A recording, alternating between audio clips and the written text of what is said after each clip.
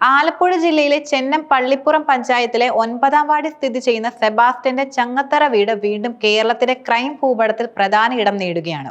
അടുത്തിടെയായി 2 സ്ത്രീകളുടെ തിരോധാനവുമായി ബന്ധപ്പെട്ട് പോലീസ് തെളിവുകൾ തേടി ഈ വീട്ടിലെത്തിയതോടെയാണ് ഈ പഴക്കമുള്ള ദുരൂഹതകൾക്ക് വീണ്ടും ജീവൻ വെക്കുന്നത്. 68 വയസ്സുകാരനായ സെബാസ്റ്റ്യനെ ചുറ്റിപ്പറ്റി നിലനിൽക്കുന്ന ഈ നിഗൂഢതകൾ ഓരോ ദിവസവും പുതിയ വെളിപ്പെടുത്തലുകളോടെ കൂടുതൽ സങ്കീർണമാവുകയാണ്. ബാഹ്യമായി വിവാഹിതനും 11 വയസ്സുള്ള ഒരു പെൺകുട്ടിയുടെ പിതാവുമാണെങ്കിലും സെബാസ്റ്റ്യന്റെ ജീവിതം ഒരു ഒറ്റയാന്റേതിന് സമാനമാണ്. ഭാര്യയും മകളും ഏറ്റുമാനൂരിലെ വീട്ടിലാണ് നിലവിൽ താമസിക്കുന്നത്. ഏകദേശം 5 വർഷം മുൻപാണ് ഇവരെ നാട്ടുകാർ ചേർത്തലയിലെ വീട്ടിൽ അവസാനമായി കണ്ടതും. ലോഡ്ജ് മുറികളിൽ താമസിക്കാൻ ഇഷ്ടപ്പെടുന്ന സെബാസ്റ്റ്യൻ ഇടയ്ക്കിടെ സ്വന്തം വീട്ടിലും എത്താറുണ്ടെന്ന് അയൽവാസികൾ സാക്ഷ്യപ്പെടുത്തുന്നു.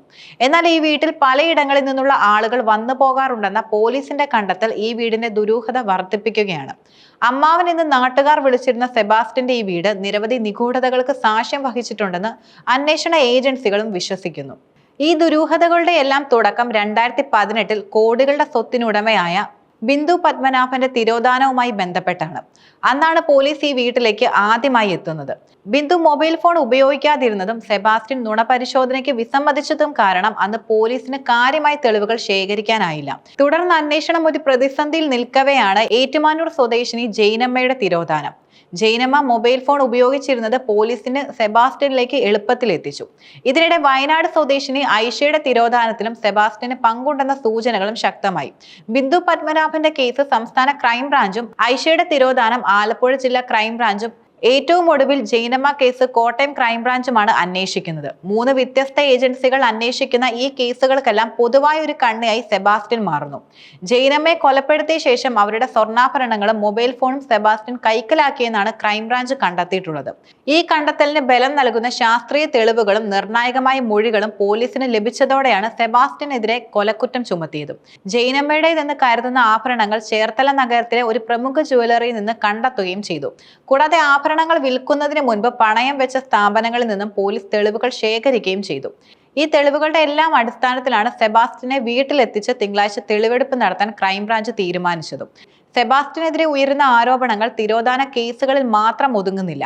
ബിന്ദു പത്മനാഭന്റെ കുടുംബ വീടിനോട് ചേർന്ന് സർക്കാർ ലൈഫ് ഭവന പദ്ധതിക്കായി നീക്കിവെച്ച 30 സെന്റ് സ്ഥലം വ്യാജ പ്രമാണം ചമച്ച് കൈമാറ്റം ചെയ്തതിലും സെബാസ്റ്റ്യന് പങ്കുണ്ടെന്ന് കണ്ടെത്തിയിരുന്നു. ബിന്ദുവിന്റെ പിതാവ് പത്മനാഭൻ സർക്കാരിൽ വരുത്തിയ അബ്കാരി കുടിശ്ശികയിലേക്ക് കണ്ടുകെട്ടിയ വസ്തുവാണിത്. ഏകദേശം 20 വർഷം മുൻപ് സർക്കാർ ജപ്തി ചെയ്ത ഈ വസ്തുവാണ് വ്യാജ പ്രമാണങ്ങൾ ഉപയോഗിച്ച് ബാങ്കിൽ നിന്ന് വായ്പ എടുക്കാൻ ഉപയോഗിച്ചത്. വായ്പ കുടിശ്ശികയായതോടെ ബാങ്ക് ജപ്തി നടപടിക്കായി എത്തിയപ്പോഴാണ് ഇത് സർക്കാർ ഭൂമിയാണെന്ന് തിരിച്ചറിഞ്ഞതും. റവന്യൂ അധികൃതർ ഉടൻ തന്നെ ഇവിടെ സർക്കാർ ഭൂമി എന്ന് ബോർഡ് സ്ഥാപിക്കുകയും പോക്കുവരവ് റദ്ദാക്കുകയും ചെയ്തിരുന്നു. എന്നാൽ ഈ തട്ടിപ്പുമായി ബന്ധപ്പെട്ട അന്വേഷണം കാര്യമായ പുരോഗതിയില്ലാതെ അവസാനിച്ചു. SSLC ബുക്കും നിർമ്മിച്ചതായും പോലീസ് കണ്ടെത്തിയിരുന്നു. ഈ കേസിൽ സെബാസ്റ്റ്യന്റെ സന്തത സഹചാരിയായിരുന്ന മനോജ് ആത്മഹത്യ ചെയ്തത് ഇന്നും ദുരൂഹമായി തുടരുന്നു. മാവേലിക്കര എണ്ണായിക്കാട് സഹകരണ ബാങ്കിലെ ബിന്ദു പത്മനാഭന്റെ അക്കൗണ്ടും അമ്പലപ്പുഴയിലെ വസ്തു കൈമാറ്റം സംബന്ധിച്ച അന്വേഷണങ്ങളും അട്ടിമറിക്കപ്പെട്ടു. ബിന്ദുവിന്റെ കുടുംബ പെൻഷൻ അക്കൗണ്ട് 2005 ഒക്ടോബറിൽ ആലപ്പുഴ ട്രഷറിയിലേക്ക് മാറ്റിയ ശേഷമുള്ള കൂടുതൽ വിവരങ്ങളും ആരും പരിശോധിച്ചില്ല. അന്ന് ബിന്ദുവിന്റെ പേരിൽ വ്യാജ ഡ്രൈവിംഗ് ലൈസൻസ് സംഘടിപ്പിക്കാൻ സഹായിച്ച ചേർത്തല സ്വദേശി തങ്കച്ചനെ അടക്കം പോലീസ് പിടികൂടുകയായിരുന്നു. ബിന്ദു പത്മനാഭൻ തിരോധാന കേസിലെ മുഖ്യപ്രതിയായി അന്ന് തന്നെ സെബാസ്റ്റ്യനെ പോലീസ് തിരിച്ചറിഞ്ഞിരുന്നു. അന്ന് അറസ്റ്റിലായ 2ാം പ്രതി ടീം മിനിയെ വ്യാജ ഡ്രൈവിംഗ് ലൈസൻസ് നിർമ്മിച്ച് കേസിലും പിടികൂടുകയായിരുന്നു. ബിന്ദു എന്ന വ്യാജേനെ മിനിയുടെ ചിത്രം പതിച്ച തമിഴ്നാട്ടിലെ വിലാസവും വ്യാജമായിരുന്നു. സെബാസ്റ്റ്യന്റെ വീട്ടിൽ നിന്ന് കണ്ടെത്തുന്ന ബിന്ദുവിന്റെ പേരിലുള്ള വ്യാജ SSLC ബുക്കിലേക്കും അന്വേഷണം നീണ്ടില്ല. ഒടുവിൽ ബിന്ദു പത്മനാഭനെ കാണാതായ സംഭവത്തിൽ സെബാസ്റ്റ്യന് നേരിട്ട് പങ്കില്ലെന്ന നിഗമനത്തിലേക്ക് പോലീസ് എത്തുകയായിരുന്നു. വ്യാജ പവർ ഓഫ് അറ്റോർണി അടക്കമുള്ള രേഖകൾ സെബാസ്റ്റ്യൻ നിർമ്മിച്ചതായി കണ്ടെത്തിയെങ്കിലും കാര്യമായി തുടർ നടപടികളൊന്നും ഉണ്ടായില്ല. കേരള പോലീസിന്റെ ഈ കേസ് അന്വേഷണത്തിലെ ഗുരുതരമായ വീഴ്ചകളാണ് സെബാസ്റ്റ്യനെ ഒരു കൊടും ക്രിമിനലാക്കി മാറ്റിയതെന്നാണ് പൊതുവെയുള്ള വിലയിരുത്തലും.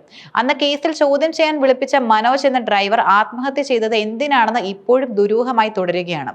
ആൾമാറാട്ടം നടത്തി ബിന്ദുവിന്റെ സ്വത്ത് തട്ടിയെടുക്കാൻ സെബാസ്റ്റ്യൻ വ്യാജ ലൈസൻസും SSLC ബുക്കും പ്രതി മിനിയുടെ പേരിൽ ഉണ്ടാക്കിയിരുന്നുവെന്ന് പോലീസ് കണ്ടെത്തിയിട്ടും സെബാസ്റ്റ്യന്റെ സന്തത സഹചാരിയായ മനോജിന്റെ ആത്മഹത്യയിൽ വ്യക്തമായ അന്വേഷണം ഉണ്ടാകാത്തതും കൂടുതൽ തട്ടിപ്പുകൾ നടത്താൻ സെബാസ്റ്റ്യന് സഹായമായി. കോട്ടയം ക്രൈംബ്രാഞ്ച് ഉദ്യോഗസ്ഥൻ സെബാസ്റ്റ്യനെ വിശദമായി ചോദ്യം ചെയ്തത് വീട്ടിലെ തെളിവെടുപ്പിന് സഹായകരമായ വിവരങ്ങൾ ലഭിക്കുന്നതിന് വേണ്ടിയായിരുന്നു. അന്വേഷണ സംഘം സമഗ്രമായി പരിശോധനയ്ക്കാണ് തയ്യാറെടുക്കുന്നത്. മാത്രമല്ല, വീട് കനത്ത പോലീസ് സുരക്ഷയിലാണ്. മുഴുവൻ സമയം പോലീസ് കാവൽ ഏർപ്പെടുത്തിയിട്ടുമുണ്ട്. മണ്ണുമാന്തി യന്ത്രം ഉൾപ്പെടെ ഉപയോഗിച്ചുള്ള പരിശോധനകൾ നടക്കുമെന്നാണ് വിവരം. ഈ കേസിന്റെ തുടരന്വേഷണം 3 തിരോധാന കേസുകളിലെ ദുരൂഹത അഴിക്കാൻ സഹായിക്കുമോ എന്ന് ഉറ്റുനോക്കുകയാണ് കേരളം. കാലങ്ങൾ നീണ്ട ഈ നിഗൂഢതകൾക്ക് എന്നാണ് ഒരു അറുതി ഉണ്ടാവുക എന്നും കണ്ടറിയാം.